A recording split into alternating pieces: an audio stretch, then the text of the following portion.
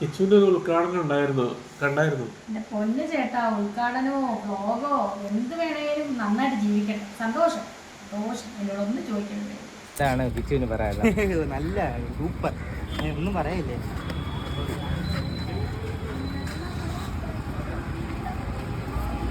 കിച്ചു ഇപ്പൊ കോണ്ടാക്ട് ഒന്നും ചെയ്യാറില്ലേ ചേച്ചി? ഒന്നും. എന്റെ പൊന്ന് ചോദിക്കരുത്, എനിക്ക് താല്പര്യമില്ല സംസാരിക്കാൻ. ചേച്ചിക്ക് എന്താ തോന്നുന്നത്? ചേച്ചി അല്ലാണ്ട് കുടുംബത്തിൽ നിന്ന് മറ്റൊരാൾ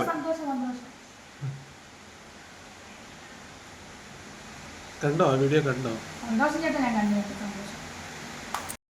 വിളിക്കുക എന്തെങ്കിലും കോണ്ടാക്ട് ചെയ്തിട്ടുണ്ടായിരുന്നു അതിനുശേഷം? എന്റെ പൊന്ന് ചേട്ടാ, എന്നോട് ചോദിക്കരുത് ദയവ് ചെയ്ത്. ആവശ്യം എന്നോട് ചോദിക്കരുത്, എനിക്ക് താല്പര്യമില്ല സംസാരിക്കാൻ. കിച്ചു ഇപ്പൊ കോണ്ടാക്ട് ഒന്നും ചെയ്യാറില്ലേ ചേച്ചി? ഒന്നും.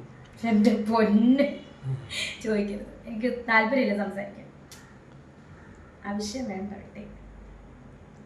ഋതപ്പൻ വീട്ടിലെ വിശേഷങ്ങൾ ഷെയർ ചെയ്യും. ഋതപ്പൻ അടിപൊളിയായിട്ടിരിക്കുന്നത്.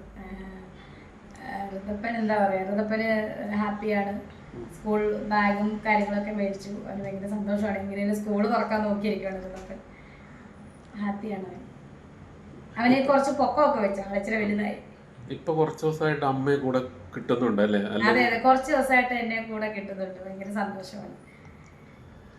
പക്ഷെ ഒരു കാര്യമുണ്ട് കേട്ടോ, ഇങ്ങനെ ഒരു എന്തുമായിക്കോട്ടെ, സത്യമായിക്കോട്ടെ നോണായിക്കോട്ടെ, എന്നെ പറ്റി ഇന്നലെ ഒരു രോഗാവസ്ഥ വെളിപ്പെടുത്തിക്കൊണ്ട് കുറെ വ്ളോഗേഴ്സ് രംഗത്ത് വന്നു. പക്ഷെ സത്യം ഏതാന്നോണേത് അതൊക്കെ നമ്മൾ സൈഡിൽ വെച്ചേക്കും. പക്ഷെ എന്നെ സ്നേഹിക്കാൻ ഒരുപാട് പേരുണ്ടെന്ന് എനിക്ക് മനസ്സിലായി. ഒരുപാട് പേരെന്നെ വിളിച്ച് സംസാരിച്ച് രേണു എന്ത്, കാരണം എവിടെ നിന്നൊക്കെയാണെന്ന് എനിക്കറിയത്തില്ല. ഒരുപാട് ജനങ്ങൾ, ഞങ്ങളൊക്കെ എന്തുണ്ടെങ്കിലും ഉണ്ടെങ്കിലും ഇല്ലെങ്കിലും എല്ലാം ഞങ്ങൾ കൂടെ ഉണ്ട്. ഞങ്ങളുടെ പ്രാർത്ഥനകളുണ്ട് രേണു.